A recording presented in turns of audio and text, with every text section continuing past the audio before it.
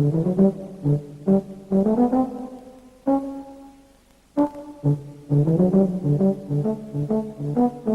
1927 and 28, and they were stored, shown in the Churnit Hall first, in the cinema, to great applause. Of course, it was wonderful, you know, people to see themselves on film.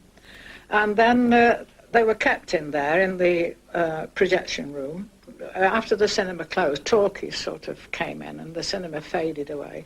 And these films were sort of left stuck there for quite a while. And they became forgotten, you know. And then, I don't know quite what happened, but something stirred a memory and people started to ask where were these films. Told they were in the garage roof. That's right. And we thought the garage they were referring to the old vicarage. That's right. We searched the old garage and couldn't find any. And then later on we decided it was in the new garage roof. And we located the films. Oh, it was lovely. Nice and quiet. You know, everybody were like one big family in the village. To the butcher shop on the main road was taken down, and then the bowls, and then there was two up the Hollow Lane. No avenue, no shops, or nothing like that. Oh, there was a co-op on the main road. And that was about all. And the cobbler just above. There was a old, where they used to shoe horses. Eventually Mrs.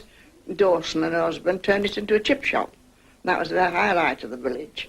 And everybody could smell the chip shop going, so off we went to buy chips and fish. A small village, everyone knew everyone. A boat family called Grimes. They became well known in the village because they got to come to our school, some of the lads did. And we, as older pupils, had to see that they stuck to the books in the classroom and read. But they were quite good. I know that Mrs. Grimes was quite a character. At times, if she got into quite a temper, she would threaten to throw the kids, her children, into the canal, you see. And I think at one period she did do. Anyway, the kid was rescued. I remember Mr. Parnell, he was the headmaster. My God, did I get the stick nearly every day of my life. Yes, well, I mean, they don't do it now. And there were some rough farm lads at school in those days, you know, and they wore those big heavy boots, didn't they? My God, Mr. Parnell had a few kicks on his shins.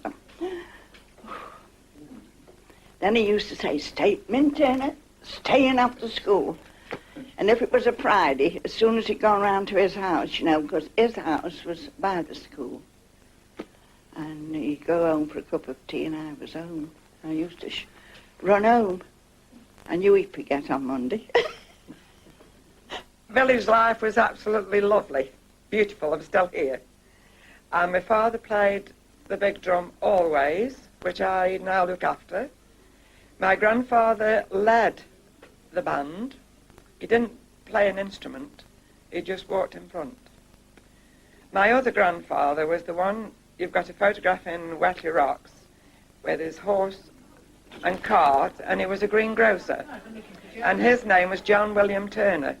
What impressed me most of all was the amount of people who were on the film. Because, I mean, you always think, going back so long, that there wasn't so many people in the village. But that really did impress me, because there was every film you'd got. It was a great lot of people, wasn't there, really? It was excellent. But, I mean, most of those would be local, wouldn't they? You know, mind you, they got no cars and coaches to take them anywhere now then, I suppose.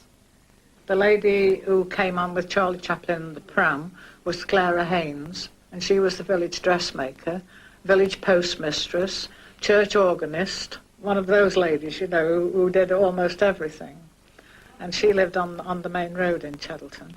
Made nearly all the village girls' wedding dresses, but always a bit late with them, you know. You were going up to see if your dress was finished the night before you got married, sort of thing. Of course, everyone wore a hat in those days, men, women and children. There are very few people on that film without a hat. And of course, most of the ladies have got the drop waist dresses, that real 1920s fashion, when the waist was somewhere just above the knees, you know. Everyone was wearing hats, without exception, men and boys and women. with these cloth hats, whatever they call them. And a lot of the boys wore knickerbockers, and all the men wore boots. I couldn't see anybody in clogs because they were in their Sunday best.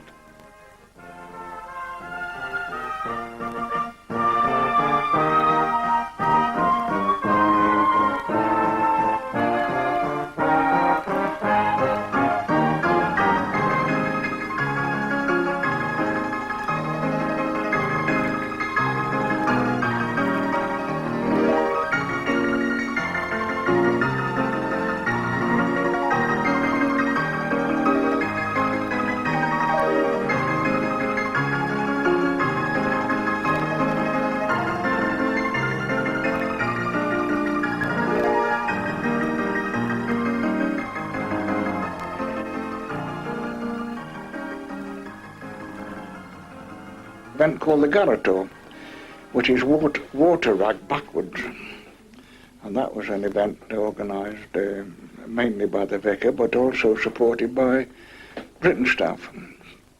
A lot of the model boats and things like that, and the conversions and the cannon and all the odds and ends associated with it were made of Britain's workshops, you know. The Chinese pirates attack a liner, and then they're rescued by the British gunboat. That was the idea, together with a lot of casualties. Carnival, there was back of the field. We lived at the whole house at the top of the hill, and we let people come into there. I think we charged them because the money was for the curate's house from the GARRETAW, the money that was collected for GARRETAW. We bought the curate's house up against the school. I did as a catering and helped with anything. When my husband was in the GARRETAW, he was on the boat. There was nothing else in the village, only that, them days.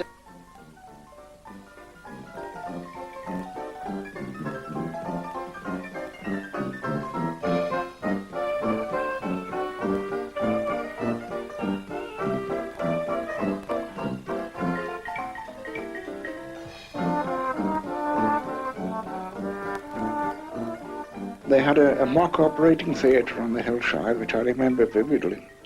It consisted of a canvas screen. They took the bodies, or they took the injured within it, and the next thing you saw was strings of sausages came flying out over the top of the canvas screen, you know, and various other objects. It was quite hilarious. And I remember that. I was just old enough in 1927 to... I was down there at the time, but I'm not on the film, but as far as I know, you know. But I remember those events taking place.